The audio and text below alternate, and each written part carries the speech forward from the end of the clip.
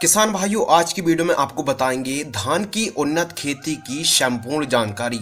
यह video full है और इस वीडियो को देखने के बाद आपको कोई अन्य वीडियो देखने की जरूरत नहीं है। इस वीडियो पर आपको स्टेप बाय स्टेप संपूर्ण जानकारी कवर करने वाले हैं, यानी खेत कैसे तैयार किया जाता है, रोपा कैसे तैयार किया जाता है। इसके अलावा उन्नत किस्मों के बारे में बात करेंगे, खाद का संपूर्ण शेड्यूल, कितने प्रकार के फंगस आते हैं, कितने प्रकार के कीट आते हैं, उनको कैसे हम नियंत्रण कंट्रोल कर सकते हैं। बस आपसे मैं एक ही वर्ड बोलूंगा कि आप इस वीडियो को एंड तक जरूर देखना और बिल्कुल भी स्किप मत करना। सबसे पहले बात करते हैं उपयुक्त समय। धान की एक ऐसी फसल है जिसका उपयुक्त समय है जून और जुलाई महीने पर आप यह टाइम उपयुक्त है। और अगर नर्सरी तैयार करने की बात आती है कि नर्सरी हमको कब तैयार करना चाहिए, तो इसका उचित जो समय है 1 जून से आप 15 जून के आसपास नर्सरी पौध तैयार कर सकते हैं। अलग अलग राज्यों पे इसकी जो तारीख है, इसकी जो डेट है, कम ज़्यादा भी हो सकती है। 15 मई के आसपास भी आप पौध तैयार कर सकते हैं और 1 जून से लेकर 15 जून, अलग अलग किस्मों पर डिपेंड करता है, लेकिन 1 जून से लेकर 15 जून नर्सरी तैयार करने का सबसे उपयुक्त समय माना गया है। इसके अलावा बात करते हैं भूमि यानी मिट्टी। धान की खेती के लिए अधिक जल धारण क्षमता वाली मिट्टी की आवश्यकता पड़ती है या फिर ऐसे खेत होने चाहिए। इसके लिए काली मिट्टी, चिकनी मटियार, दोमट काली मिट्टी और भारी भूमि पर अधिक काली मिट्टी पर यह सफलतापूर्वक की जा सकती है। अगर मिट्टी का पीएच मान की अगर बात की जाए तो 5.5 से 6.5 के आसपास इसका जो पीएच, मृदा का पीएच बहुत ही उन्नत माना गया है। बात करते हैं टेम्परेचर। तो देखिए, धान का जो पौधा है एक गर्म और नम जलवायु का पौधा है। वृद्धि, बढ़वार और ग्रोथ के लिए इसका जो टेम्परेचर है 21 से 35 जो टेम्परेचर है ठीक रहता है। इसके अलावा बात करते हैं उन्नत किस्मों के बारे में। देखिए, यहाँ पर 2 किस्में चलती हैं हमारे भारत पर। प्रजातियाँ तो बहुत ज़्यादा हैं, लेकिन एक बासमती होती है, एक नॉन बासमती होती है। तो आपके एरिया में जो बढ़िया हो आप उसका चयन कर सकते हैं। मैं 3 वैरायटी के बारे में बताने वाला हूँ। कुछ टाइम पहले ही मैंने वीडियो अपलोड की थी, उसमें संपूर्ण जानकारी बताई थी उन्नत किस्मों के बारे में। यदि आपने नहीं देखी तो लिंक डिस्क्रिप्शन में मिल जाएगी। पूसा P1121, पूषा 1509 और P6444 गोल्ड, यह बढ़िया वैरायटी हैं। ये काफ़ी अच्छा उत्पादन देने वाली उन्नत किस्में हैं। बासमती की पूसा P1121, पूसा 1509 जो काफ़ी जल्दी दिनों में तैयार हो जाती है, और P6444, 3 वैरायटी में। तीनों को आपको रेकमेंड करूंगा कि तीनों में से आप किसी का भी 1509 का चयन कर सकते हैं। इसके अलावा बात करते हैं बीज उपचार। देखिए, बीज उपचार जरूर करें। बीज उपचार करने से क्या होता है कि सभी बीज अंकुरण होते हैं। यूपीएल कंपनी के हिसाब से या फिर धानुका का बीटावैक्स पावर आता है। किसी से भी आप बीजों को उपचार जरूर करें। इसके अलावा बात करते हैं नर्सरी तैयार। नर्सरी तैयार करने के लिए आपको क्या है कि 10x5 की आप क्यारी नाली बना लीजिए, जिसकी ऊंचाई लगभग 6 से 8 इंच ऊंची हो। गोबर की खाद भी इस्तेमाल करना है आपको नर्सरी तैयार करते समय। डीएपी खाद को और सिंगल सुपर फास्फेट खाद को आपको मिट्टी मिलाकर बीजों की बुआई कर दीजिए और नर्सरी आपकी 22 से 25 दिनों पर तैयार हो जाती है। नर्सरी में कीट, देखिए सबसे बड़ी समस्या आती है नर्सरी में कीट। नर्सरी में पत्ता लपेट का प्रकोप देखने के लिए मिलता है और जैसे हम हॉपर्स को कहते हैं। इसके अलावा अनेक कीट का प्रकोप हमारी नर्सरी में देखने के लिए मिल सकता है। ऐसी कंडीशन में हमको क्विनल फॉस 25% ईसी को 1 लीटर पानी में 2 ml की दर से छिड़काव करेंगे तो आसानी से नर्सरी में लगने वाले कीटों को आप आसानी से नियंत्रण कर पाएंगे। नर्सरी तैयार करते समय मैंने जो सावधानी बताई थी और जो आपको काम करना है, गोबर की खाद आपको जरूर इस्तेमाल करना है ताकि आपकी नर्सरी हरी भरी रहे। डीएपी खाद भी इस्तेमाल करना है। एसएसपी खाद यदि आप इस्तेमाल करेंगे तो जो आपका पौध है बढ़िया तरीके से हरा भरा रहेगा और ट्रांसप्लांट जब आप पौध रोपाई करेंगे तो कोई भी दिक्कत नहीं आएगी। इसके अलावा बात करते हैं खेत तैयार। तो काफ़ी आपको ध्यान से सुनना है, इस वीडियो को समझना है और आप इस नॉलेज, इस जानकारी को अपने खेत पर इस्तेमाल कर सकते हैं। बात करते हैं खेत तैयार। 1 एकड़ में 1 ट्राली गोबर की खाद इस्तेमाल करनी है। 1 से 2 ट्राली बहुत ही बढ़िया है। 1 से 2 ट्राली आप अंतिम जुताई पर खाद को लेना है। 2 बोरी आपको एसएसपी सिंगल सुपर फास्फेट वो भी पाउडर फॉर्म में पूरी खेत में बिखेर देना है और 1 बोरी आपको DAP 50 किलोग्राम अंतिम जुताई पर आपको खेत में मिक्स कर देना है और खेत को समतल करा देना है। खेत को एकदम पानी से भरकर ओके मचा देना ट्रैक्टर की रोटोवेटर की सहायता से। तो लीजिए आपका खेत तैयार हो गया। लेकिन आपको एक बात और ध्यान रखनी है, जब आप DAP खाद दे रहे हैं मतलब अंतिम जुताई पर, तो उसी के साथ 2 किलोग्राम आपको रीजेंट GR यानी फिप्रोनल 0.3% को भी जो आप खाद दे रहे हैं खेत तैयार करने के लिए, उसी में फिप्रोनल GR फॉर्म में 0.3 देंगे। तो आपको जो दीमक है, अन्य समस्याएं आती हैं जड़ गलन की, और भी अन्य समस्या आती हैं, जड़ों को काटने वाले कीट होते हैं, तो उनको आप आसानी से नियंत्रण कर पाएंगे। बात करते हैं प्रति एकड़ बीज की आवश्यकता। देखिए, यदि आप पौधरोपाई से मतलब प्लांटेशन कर रहे हैं, इस विधि से कर रहे हैं, तो आपको जो बासमती है, उन्नत जो अच्छी महंगी वाली वैरायटी होती हैं, आपको 4 किलोग्राम से लेकर 5 किलोग्राम अधिकतम बासमती बीज की 1 एकड़ पर आवश्यकता होती है। और अलग अलग मतलब वैरायटी से भी इसका प्रभाव अलग अलग रहता है। यानी लोग जो आपकी मतलब कमजोर वैरायटी होती है तो उसकी जो ज़्यादातर बुआई अधिक मात्रा पर करनी पड़ती है, लेकिन जो बेस्ट वैरायटी होती है 4 किलोग्राम से लेके 5 किलोग्राम आपको 1 एकड़ में बीज की आवश्यकता होती है यदि आप पौधरोपाई से आप प्लांटेशन करते हैं या फिर धान की खेती करते हैं। इसके अलावा किसान भाइयों बात करते हैं पौधरोपाई। पौधरोपाई यानी प्लांट ट्रांसफर। पौध से पौध की जो दूरी है, अगर आप बासमती की खेती कर रहे हैं तो 20 से 25 सेंटीमीटर आपको प्लांट से प्लांट की दूरी रखनी है, और कतार से कतार की जो दूरी रखनी है आपको 25 सेंटीमीटर बढ़िया है। यह डिस्टेंस सबसे बढ़िया है। कई किसान भाई 15 सेंटीमीटर रखते हैं, कई किसान भाई 20 सेंटीमीटर रखते हैं, तो 20 से 25 सेंटीमीटर आप रख सकते हैं। यह डिस्टेंस बहुत ही बढ़िया माना गया है। अब बात करते हैं सिंचाई की आवश्यकता है। हो सकता है यदि बरसात नहीं हो रही है तो आपके पास पर्याप्त मात्रा में सिंचाई के साधन होने चाहिए, यानी उत्तम व्यवस्था होनी चाहिए सिंचाई की। इसके अलावा बात करते हैं पौधरोपाई करते समय हमको कौन सी सावधानी रखनी चाहिए।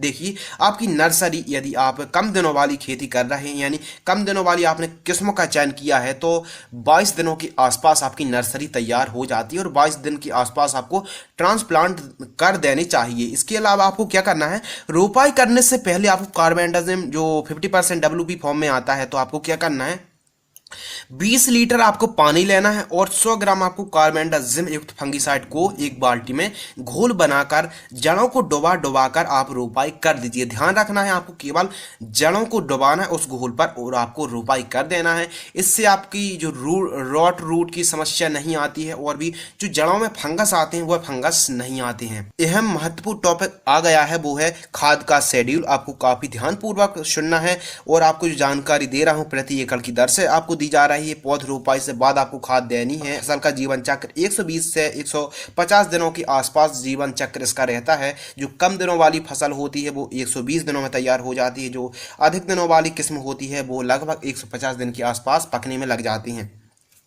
तो आपको क्या करना है, प्रति एकड़ की दर से खाद का शेड्यूल बता रहा हूं, आप नोट भी कर सकते हैं और काफी रिसर्च के बाद आप तक जानकारी पहुंचा रहे हैं और काफी आप यह खाद को देकर काफ़ी अच्छे तरीके से ग्रोथ बढ़वार, कलियों की संख्या, टेलरिंग की संख्या बढ़ा सकते हैं और आप जो कहना चाहिए कि ठीक तरीके से उपज उत्पादन बढ़वार ग्रोथ ले सकते हैं। तो पौधरोपाई से जैसी आपकी धान की फसल लगभग 8 दिन की होती है, यानी 8वें दिन आपको क्या करना है, NPK घुलनशील खाद आती है 126103 किलोग्राम लेना है आपको और 20 किलोग्राम आपको यूरिया लेना है। मिक्स करके आपको जड़ों के पास दे देना है और ध्यान रखना है, आपको जब आप खाद दे रहे हैं तो अधिक मात्रा में बिल्कुल मतलब ज़्यादा आपको पानी आपके खेत में नहीं होना चाहिए। ध्यान रखना है, यानी जब आप खाद दे रहे हैं तो आपके खेत में नमी तो होना चाहिए लेकिन अधिक मात्रा पर पानी भरा ना हो।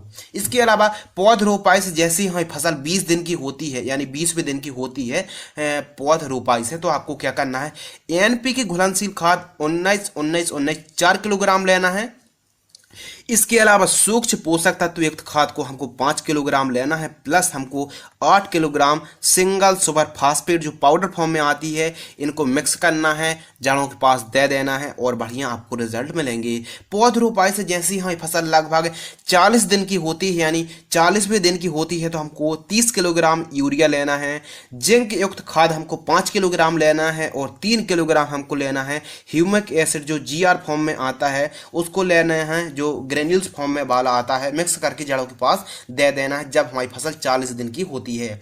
इसके अलावा पौध रोपाई से जैसे ही हमारी फसल लगभग 60 दिन की होती है, 60 डे के आसपास होती है, 60 दिनों में आपको क्या करना है, 10 किलोग्राम आपको कैल्शियम नाइट्रेट लेना है और इसके अलावा बोरोन युक्त खाद को 3 किलोग्राम लेना है। इसके अलावा 10 किलोग्राम हमको यारा मिला फर्टिलाइजर्स लेना है, खाद को लेना है, और 2 किलोग्राम हमको फिप्रोनिल 0.3% GR फॉर्म में आती है, उसको मिक्स करके जड़ों के पास दे देना है। इससे हमारी जो धान की फसल हैं जड़ें मजबूत हो जाएंगी और हरी भरी रहेगी। इसके अलावा जो जड़ों में काटने वाले कीट हैं वो नहीं आएंगे और हमारी फसल ठीक तरीके से बढ़वार ग्रोथ ठीक तरीके से होगी। इसके अलावा पौध रोपाई से जैसे हमारी फसल 75 से 80 दिन की होती है तो हमको NPK घुलनशील खाद 05234 4 किलोग्राम लेना है। इसके अलावा किसान भाइयों हमको लेना है सल्फर युक्त खाद को लेना है, 3 किलोग्राम प्रति एकड़ की दर से हमको दे देना है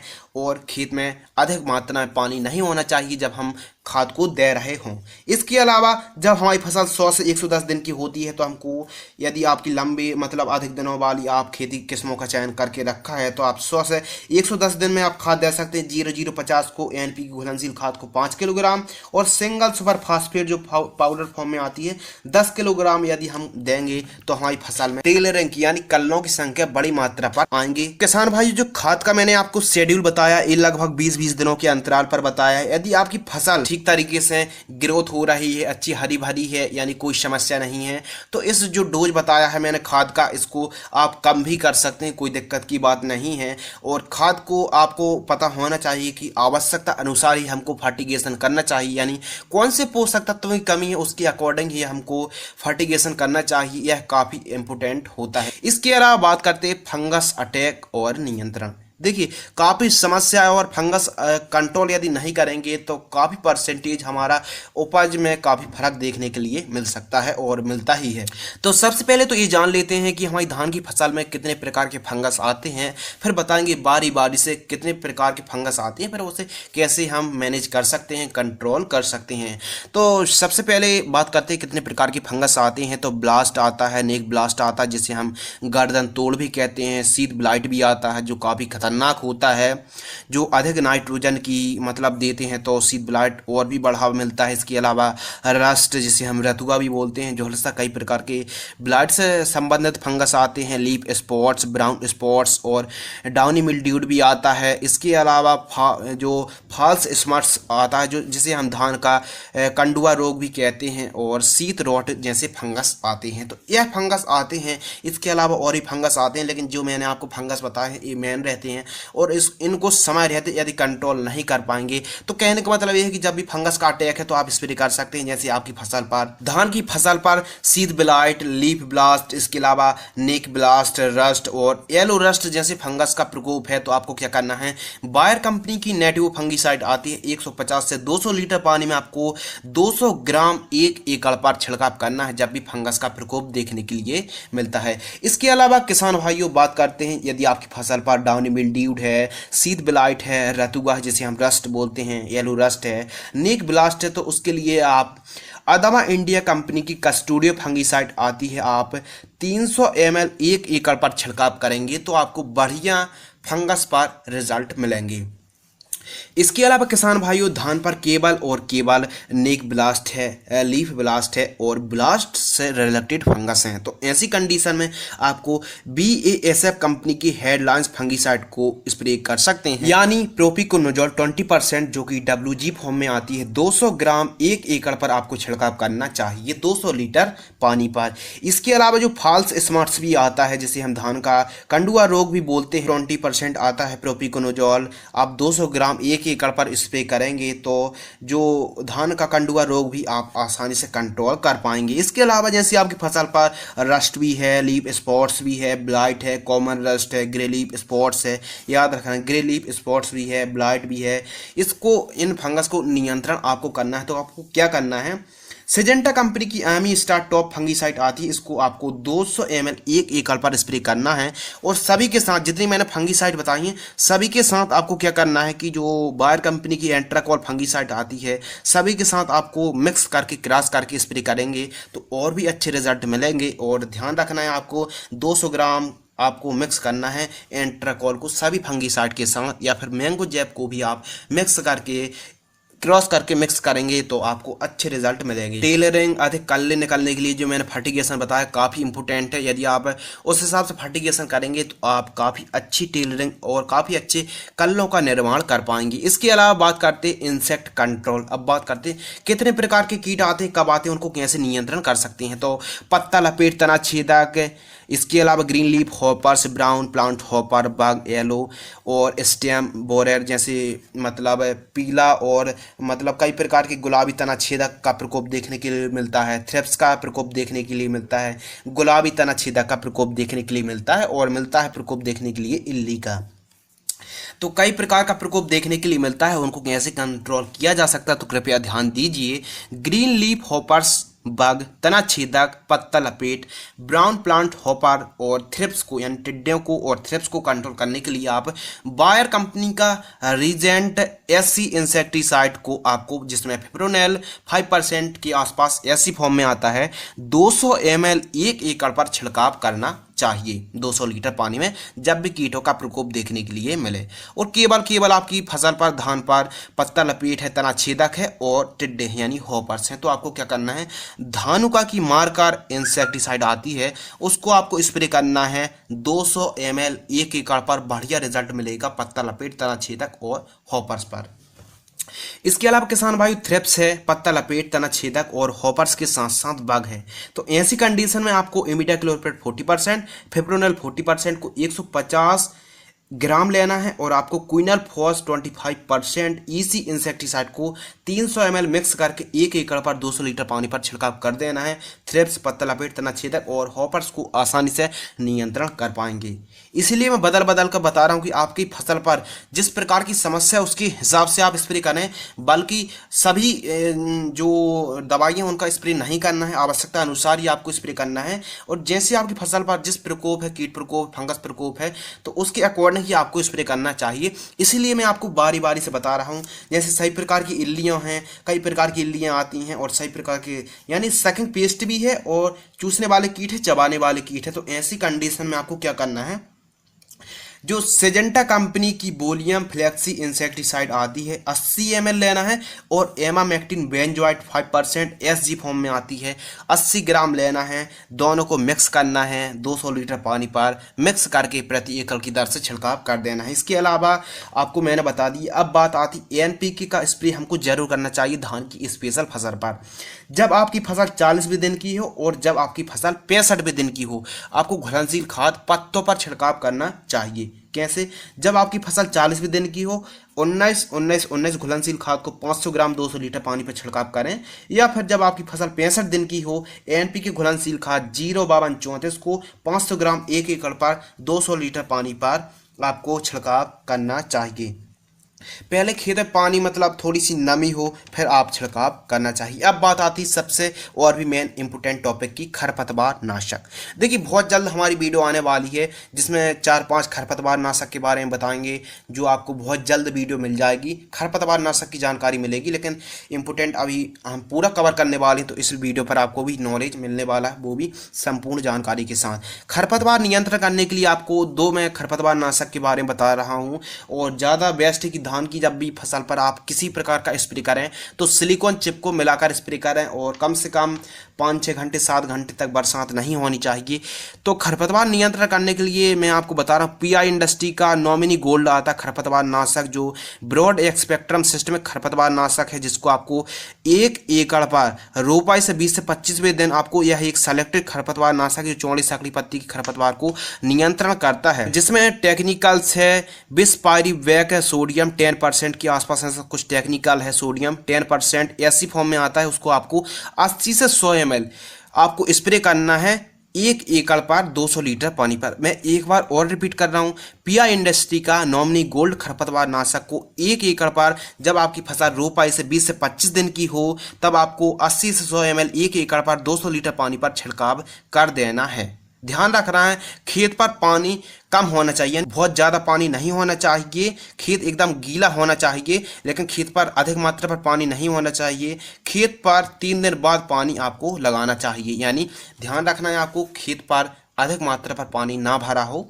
तो ऐसी कंडीशन में आप नॉमिनी गोल्ड को छिड़काव कर सकते हैं जब आपके खरपतवार 2, 3, 4 पत्ती के हों, यानी 20-25 दिनों के बाद रोपाई से आप स्प्रे कर सकते हैं। यह एक सेलेक्टिव खरपतवार नाशक है, इसके रिजल्ट काफ़ी अच्छे हैं जो लगभग सही प्रकार की घास को नियंत्रण करता है। यदि आपके पास यह यानी नॉमिनी गोल्ड उपलब्ध नहीं है तो आप बायर कंपनी की काउंसिल एक्टिव खरपतवार नाशक आती है जो चौड़ी पत्ती की खरपतवार नाशक को मोथा घास को और शामा घास को कंट्रोल करती है। यह एक सेलेक्टिव खरपतवार नाशक है जिसमें टेक्निकल है ट्राइफामोन 20% प्लस एथॉक्सी सल्फ्यूरॉन 10% जो कि WG फॉर्म में आती है। उसको आपको 90 ग्राम 1 एकड़ पर स्प्रे करना है जब आपकी फसल 15 से 17 दिन की हो रोपाई से, खेत में अधिक पानी ना हो।